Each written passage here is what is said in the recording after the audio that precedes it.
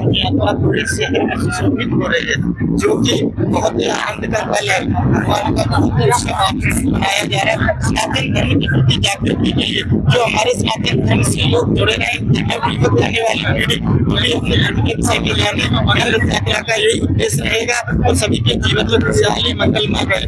ऐसा एक यही त्योहार होता है कि जो स्वयं भगवान चल के सभी भावी भक्तों के दर्शन करके वो स्वयं दर्शन देते हैं। जैसे आषाढ़ी बीज भगवान जगन्नाथ की रथ यात्रा मंगलमय पूरे शहर में पूरे वासियों को सुख शांति समृद्धि दे, यश कीर्तिमान दे, उनका जीवन मंगलमय सफल बनाए। जय जगन्नाथ।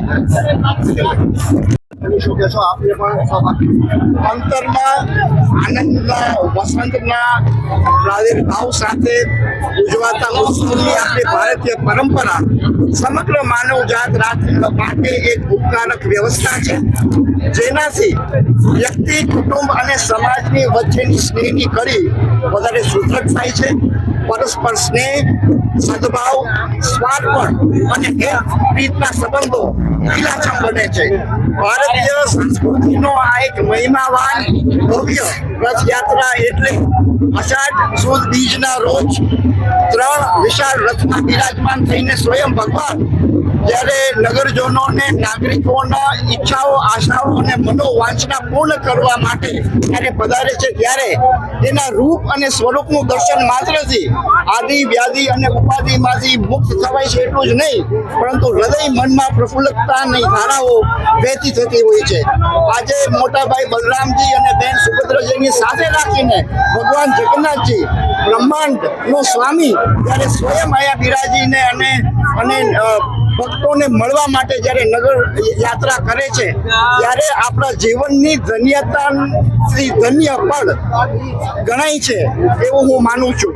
આજે ઉત્સવો જુદા જુદા ઋતુની અંદર થાય છે, ત્યારે પ્રકૃતિ, સંસ્કૃતિ અને સમાજ વચ્ચેના માનવ જીવનના તાદાત્મ્ય જ્યારે સજાય છે, ત્યારે આ ઉત્સવો એક અળગા પડેલાને એક કરીને સમૂહની અંદર ખેંચી લાવીને આપણે આળસને દૂર કરીને ખેદનું નિરાકરણ અને એનું ઓલું કરીને અને એક આનંદિત આપણે એક સ્પિરિચ્યુઅલ આપણે એક ગ્રોથ અને એક બધા સમૂહને લાવીને એક આજના અષાઢી બીજના પરમ પાવનકારી આ દિવસે રાજકોટ રાજ પરિવાર વતી બધા ભારતીયવાસીઓને અને આજે જ્યારે 18મી નગર યાત્રા રાજકોટમાં નીકળી રહી છે, ત્યારે નગરજનોને અષાઢી બીજના અને ભવ્ય રથયાત્રા મહોત્સવની ખૂબ ખૂબ શુભેચ્છાઓ પાઠવું છું।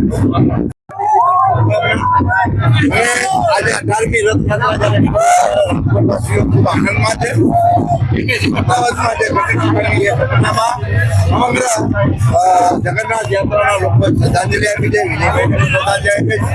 ભગવાન પાસે પ્રાર્થના કરીને દુર્ઘટના આખા વિશ્વમાં ન બને અને બધા કૃષ્ણભાઈ બની આજે આનંદ કરે, આના આશીર્વાદ આપણા બધા ઉપર। આજ રોજ અષાઢી બીજના દિવસે ભગવાન જગન્નાથની રથયાત્રા દરેક જગ્યાઓ પર નીકળી રહ્યા છે।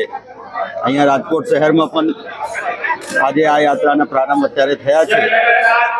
સૌથી પહેલાં તો બધા રાજકોટવાસીઓને અને ગુજરાતના બધા નિવાસીઓને ભગવાન જગન્નાથની રથયાત્રાની શુભકામના।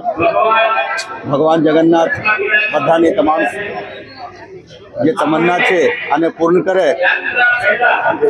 અહીંયા રાજકોટ શહેરમાં ભગવાન જગન્નાથની રથયાત્રાની જે રૂટ છે આ લાંબુ છે અને આ તમામ રૂટ ઉપર અને રથયાત્રાની સાથે પોલીસ બંદોબસ્તની વ્યવસ્થા કરવામાં આવેલ છે, ટ્રાફિક બંદોબસ્તની વ્યવસ્થા કરવામાં આવેલ છે અને આ શાંતિપૂર્ણ રીતે પૂર્ણ થશે આ મને સંપૂર્ણ વિશ્વાસ છે। આ જેટલા જરૂરિયાત હોય બંદોબસ્ત ફાળવવામાં આવેલ છે। આંકડા બંદોબસ્તમાં આપવાનું નથી હોતા, લેકિન જરૂરિયાત પ્રમાણે તમામ બંદોબસ્તનો इंतजाम કરવામાં આવેલ છે। हजारों की संख्या में लोगों भीड़। देखिए, जगन्नाथ यात्रा जय रणछोड़ जगन्नाथ यात्रा भारतवर्ष में जगन्नाथपुरी से निकलती प्रारंभ हुई है और आज इस गुजरात में अहमदाबाद, भावनगर, जामनगर और राजकोट दूसरे तीसरे स्थान पर राजकोट की जगन्नाथ यात्रा है। प्रतिवर्ष भगवान जगन्नाथ स्वामी नाना महुआ कैलाश धाम आश्रम से महंत मनमोहन दास महामंडलेश्वर त्यागी जो आज वर्तमान में महंत हैं, और ये जगन्नाथ स्वामी की प्रतिवर्ष यहाँ से यात्रा निकलती है। जगन्नाथ स्वामी भारत देश को एक सनातन संस्कृति को संदेश देने के लिए भगवान नगर में जाते हैं। भाईचारा, सनातन संस्कृति, एक दूसरे से प्रेम भाव मिलने के लिए, जैसे हम आप परिवार में रहते हैं, ऐसे जगन्नाथ स्वामी एक संदेश देते हैं कि सारा भारत जो वर्ष है एक परिवार के रूप में रहे। जैसे जगन्नाथ स्वामी भगवान कृष्ण है, बलभद्र बलदेव जी महाराज है और बहन सुभद्रा एक साथ में पूरे नगर चर्चा के लिए प्रतिवर्ष निकलते हैं और एक भक्ति का, भाईचारा का और सनातन संस्कृति का संदेश देते हैं। तो हम आपके जीवन में इस यात्रा से यही समझना चाहिए कि भगवान स्वयं एक दूसरे के प्रेम, एक दूसरे का संबंध और भाईचारा और सनातन संस्कृति का इस भारतवर्ष में प्रचार प्रसार रहे। और इस सनातन संस्कृति के लिए साधु महात्मा संत पूरे भारतवर्ष में देशांतर कई राज्यों से यहाँ पर राम आते हैं संत। ऐसी नहीं यात्रा में देखिए अहमदाबाद की यात्रा हो, भावनगर की यात्रा हो कि अन्य कहीं की भी यात्रा हो, सभी जगह संत भारतवर्ष से पधारते हैं, आते हैं। यहाँ पर राम कानपुर कालपी क्षेत्र से, अयोध्या से, काशी से, मथुरा से, वृंदावन से सब यहाँ पर दिव्य झांकियाँ आई हुई एक संदेश देने के लिए। तो राजकोट शहर में जो शांतिपूर्वक और एक श्रद्धापूर्वक जगन्नाथ स्वामी भगवान की जो रथ यात्रा निकलती है वो पूरे देश भर को, पूरे सनातन संस्कृति को अच्छा संदेश देवे।